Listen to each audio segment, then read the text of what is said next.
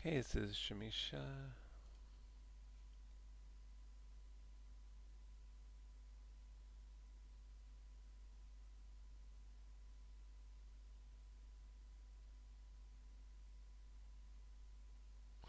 Okay, yeah, this is looking good. There's a lot of good stuff going on here. Um,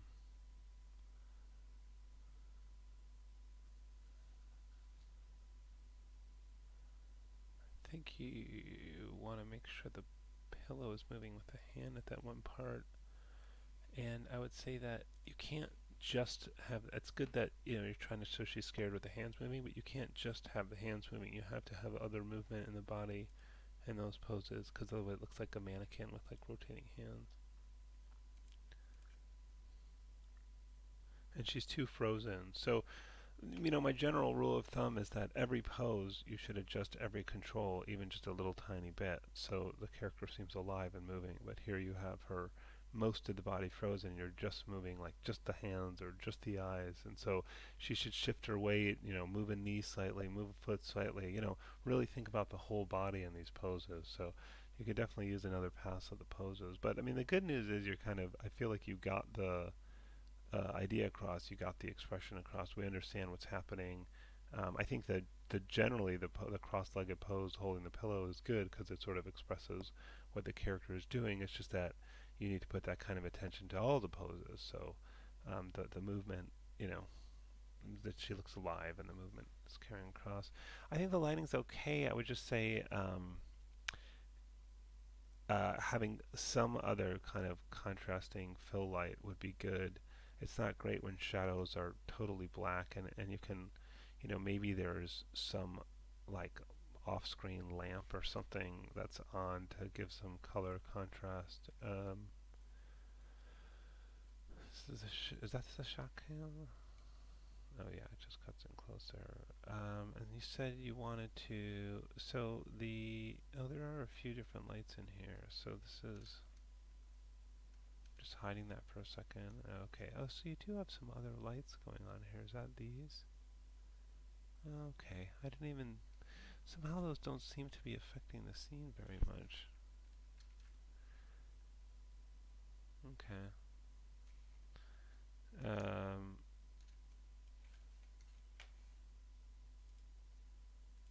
what I might do is we have the color extremely low. That's interesting.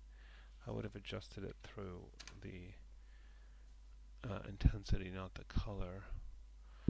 So what I would do with this actually is I would turn on have the quadratic decay so it only affects the area near it, and then we can,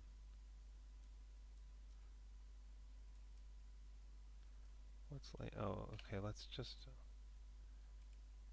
hide this one for a moment.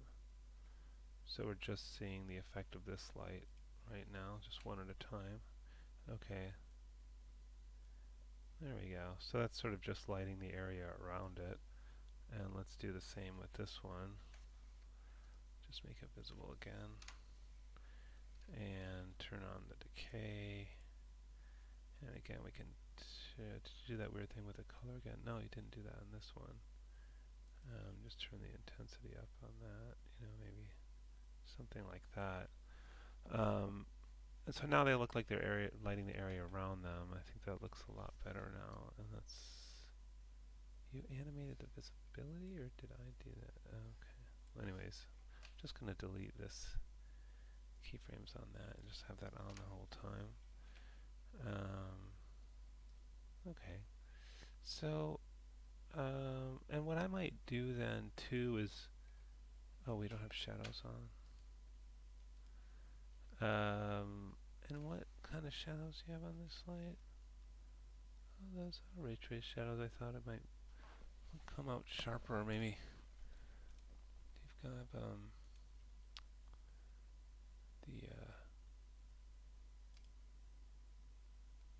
yeah, that is on. Okay. Um,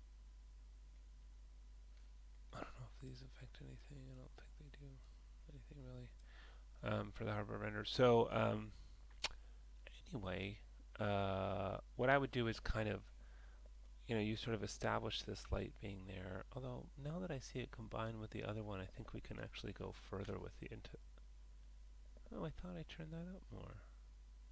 Anyway, oh, maybe not that one. It's weird because I don't feel like I see the effect of that at all. Huh. It's so subtle.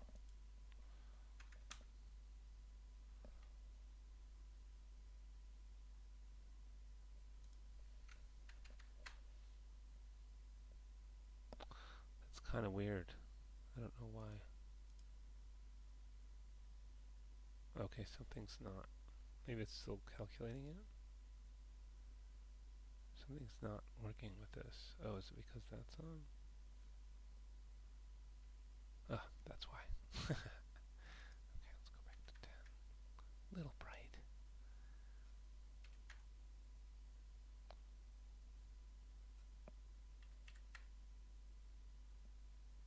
Oh, I have no decay on. Sorry.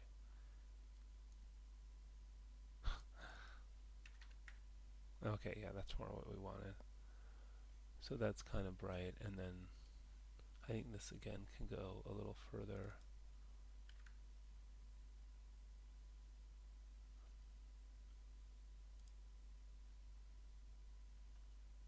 Yeah, that's a little better. With the shadows turned off on that. Okay, yeah. So it sort of looks like it's lighting that area around it more. Anyway, what I was going to say was then taking a sort of, like make another area light.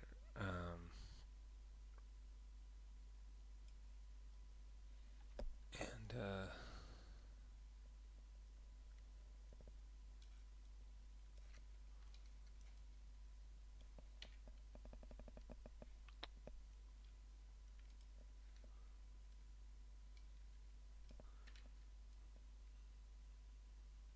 now let's turn off the shadows. That. And move this way. Maybe up a little bit. Aim it down, and then let's really decrease and make this a little yellower, oranger. Decrease the saturation on that, and then really decrease the. Let's try that. Now I have to turn it back up. That I turn that. Oh, that's not so good. Actually, let's not have any decay on there. That's a little tricky because you do want it to fall off. Just look at the shot. Okay.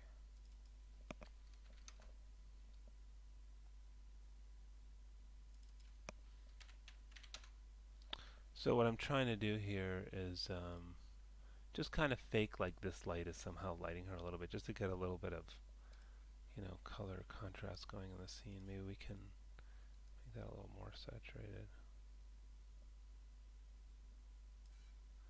Maybe kind of make it more from that angle. Just try hiding this just so we can compare. Yeah, I see a difference.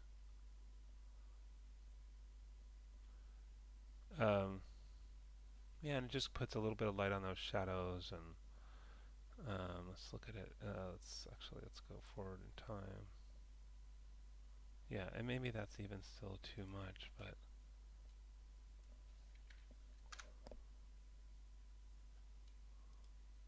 anyway, let's try to get, just another little bit of light so that it's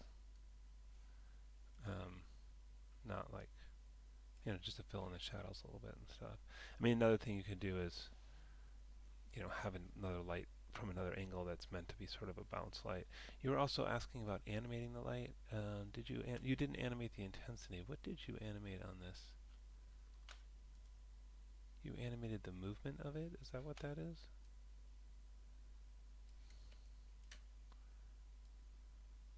No?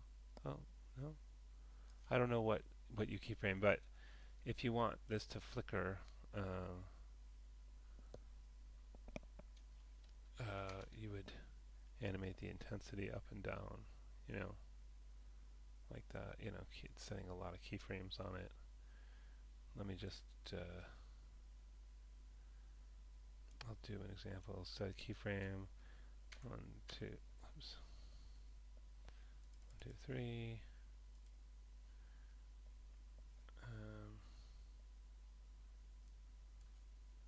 1, 2, 3. 1, 2, 3, 4, 5. 1, 2. 1, 2, 3, 4, 5. 1, 2, 3. And obviously that's. You might have to play less to see the. Oh no, you can see the result there. So you could see you could animate it to get that feeling like there's a TV on. We could try doing an expression, but I tried this on somebody else's thing and it didn't work. But I'll try it again. So right mouse click, create new expression, and then you just highlight the selected object and attribute name, copy, paste, equals, noise, parentheses, time, and that'll give us a number between 0 and -1 and 1.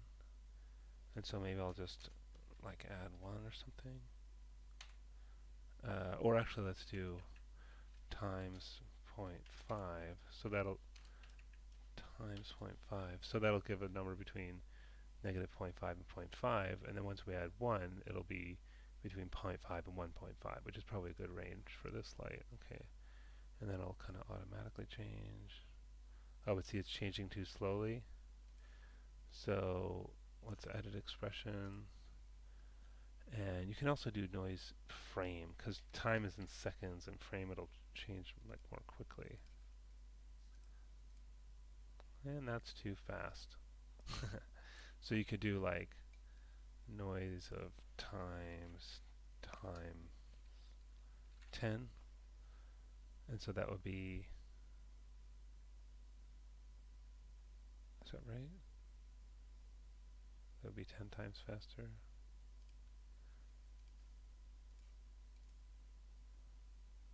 Yeah.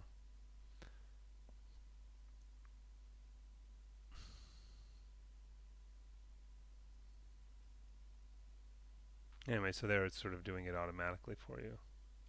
Just show you that expression again. It's you get area light shape 1 dot intensity equals noise parentheses times time 10 times 0.5 plus plus 1 semicolon. And you could try just playing with these different numbers a little bit.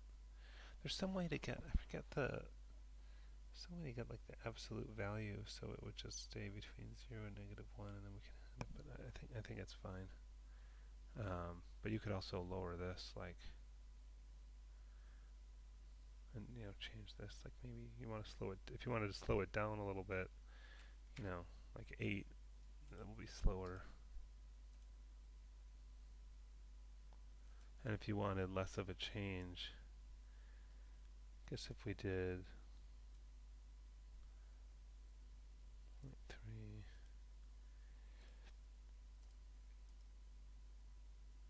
It's a more subtle change. That's pretty good.